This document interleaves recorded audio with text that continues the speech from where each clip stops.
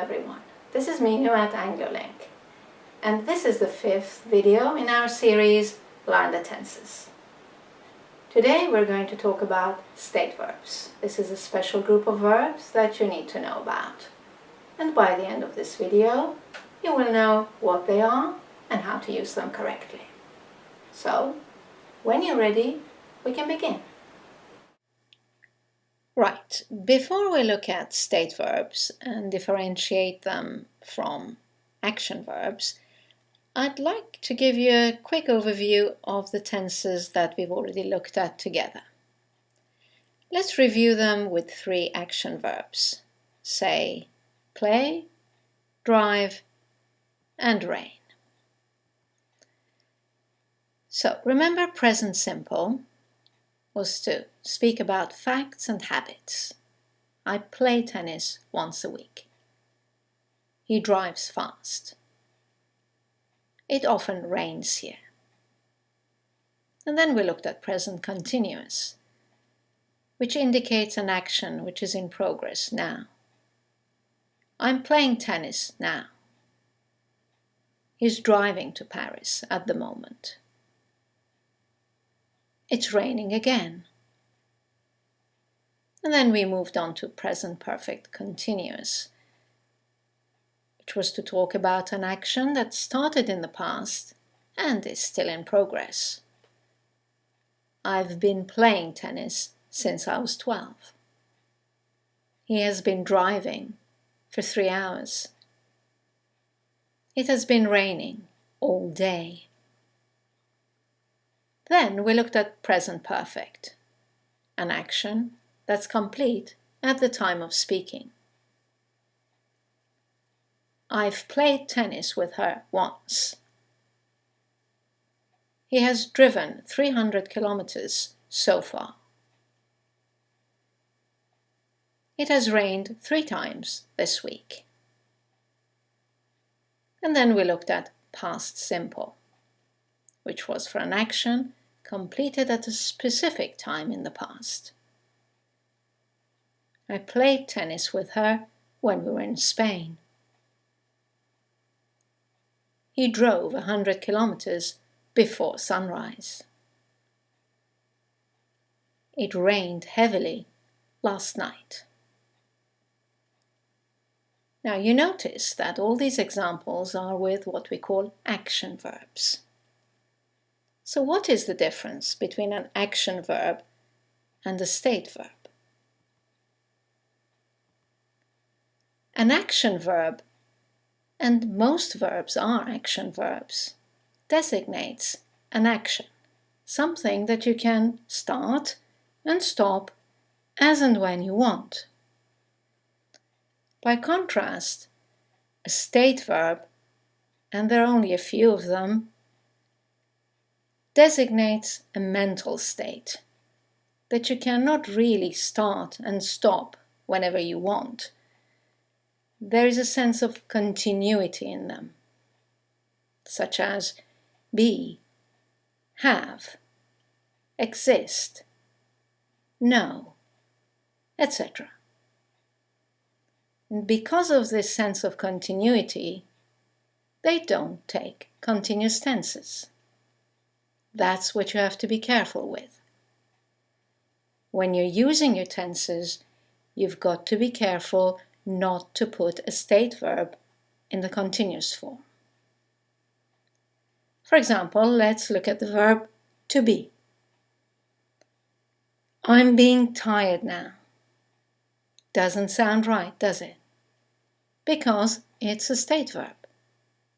We only use simple tenses with state verbs. So I'm being tired now changes to I'm tired now. Or I've been being tired all day sounds really strange. Again, because the verb to be is a state verb. Keep it to a simple tense. In this case, present perfect simple. I've been tired all day. Let's look at 2 other state verbs.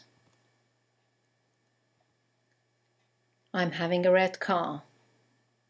Can't do, because it's a state verb. I have a red car.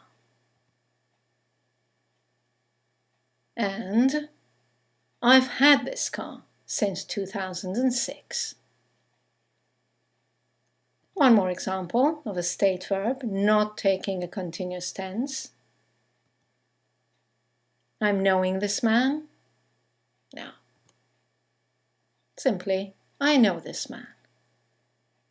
And I've known him for many years.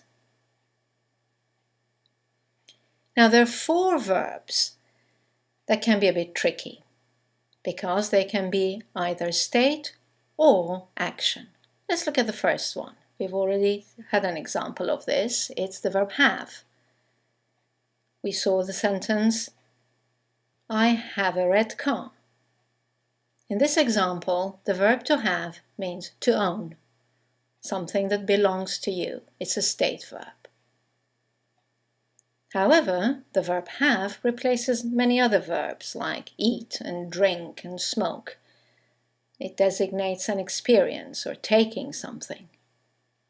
In this case, it's an action verb and it can take any continuous tense. For example, I'm having breakfast, or they're having a good time.